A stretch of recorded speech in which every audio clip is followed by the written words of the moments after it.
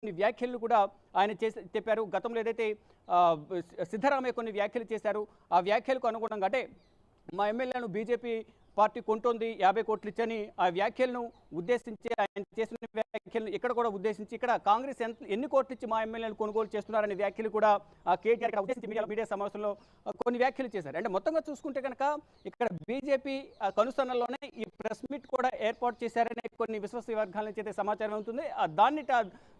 దీనికి సంబంధించి కాంగ్రెస్ను టార్గెట్ రాహుల్ గాంధీని, మరోవైపు రేవంత్ రెడ్డిని టార్గెట్కి చేసుకుని ప్రెస్ మీట్ అంతా కూడా నిర్వహించారు. ఇక మొత్తంగా చూసుకుంటే బీఆర్ఎస్ను త్వరలోనే గంపగుత్తగా బీజేపీలో విలీనం చేయబోతున్నారనే సంకేతాలు అయితే ప్రధానంగా వినపడుతున్నాయి. మొదటగా నలుగురు బీజేపీ రాజ్యసభ ఎంపీలు ఎవరైతే ఉన్నారో బీఆర్ఎస్ సంబంధించి బీజేపీలో సంకేతాలు బీజేపీ ఇటు BRS parliamentary party Rajya Sabha parliamentary పార్టీని బీజేపీలు విలీనం చేయబోతున్నారు. మరోవైపు ఏదైతే పెండింగ్ ఉందో ఇప్పటి వరకు కాంగ్రెస్లోకి వచ్చిన 7 ఎమ్మెల్యేలు మరో ఎమ్మెల్యే ఈరోజు రాత్రి జాయిన్ కాబోతున్నారు.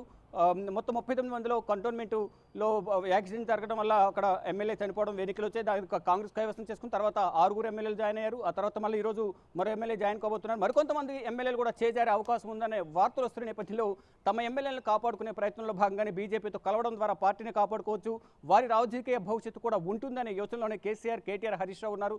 దానిలో భాగంగానే మరోవైపు కవితను బయటకు తీసుకురావాలి ఏదో విధంగా అనేది ఇక్కడ నిర్ణయించుకున్నారు. దానిలో భాగంగానే ఈ బీజేపీతో మంత్రాలు జరుపుతున్నట్లుగా ప్రచారం జరుగుతోంది.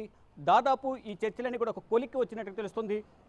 త్వరలోనే అన్నీ అనుకున్నట్లుగా జరిగితే మరో వారం రోజుల్లోనే ఈ రాజ్యసభ పార్లమెంటరీ పార్టీకి సంబంధించి అంటే రానున్న పార్లమెంట్ సమావేశాలని 22 నుంచి పార్లమెంట్ బడ్జెట్ సమావేశాలు జరగబోతున్నాయి. ఈ బడ్జెట్ సమావేశాల సమయానికి బీజేపీకి సంబంధించిన అగ్రనేతలందరితో కూడా చర్చలు ముగించుకుని ఈ బీఆర్ఎస్ రాజ్యసభ పార్లమెంటరీ పార్టీని విలీనం చేయబోతున్నారు. దాని తర్వాత ఎవరైతే కాంగ్రెస్ వైపు చూస్తున్నారో రాష్ట్రంలో బీఆర్ఎస్ ఎమ్మెల్యేలు వారందరూ కూడా బీజేపీ వైపు డైవర్ట్ చేసేందుకు ఇటు హరీష్ రావు కూడా ప్రయత్నాలు చేస్తున్నారు. దానిలో భాగంగానే ఈ ఢిల్లీ పర్యటన కొనసాగింది. ఇటు హరీష్ రావు కూడా కొంతమంది తనకు అనుకూలంగా ఉన్న వారందరూ కూడా బీజేపీలోకి పంపించే ప్రయత్నం చేస్తున్నారు. మొత్తంగా చూసుకుంటే కాంగ్రెస్లోకి వెళ్లే వారిని అడ్డుకుని బీజేపీ వైపు డైవర్ట్ చేసేందుకు ప్రయత్నాలు జరుగుతున్నాయి. దానిలో భాగంగానే కొంతమంది బీజేపీలోకి మరికొంతమంది కాంగ్రెస్లోకి వెళ్లేందుకు కూడా ఎమ్మెల్యేలందరూ కూడా సిద్ధంగా ఉన్న నేపథ్యంలో ఇక్కడ పార్టీ కూడా ఉండే అవకాశం లేదు, ప్రతిపక్ష హోదా కూడా కోల్పోయే అవకాశం ఉన్న నేపథ్యంలోనే కేసీఆర్ కీలక నిర్ణయం తీసుకున్నట్టు తెలుస్తుంది. ఇక్కడ ఒకవేళ పార్టీని విలీనం చేస్తే బీజేపీలో విలీనం చేస్తే తండ్రి విలీనం చేస్తే కనుక కుమారుడి రాజకీయ భవిష్యత్తు ఏంటి అనే దానిపై కూడా కేటీఆర్ రాజకీయ భవిష్యత్తు ఏం కాబోతోంది. ఇప్పటి వరకు వర్కింగ్ ప్రెసిడెంట్గా ఒక వెలిగిన కేటీఆర్ రాను తెరమరుగు కాబోతున్నారా అనే చర్చ అయితే కొనసాగుతుంది.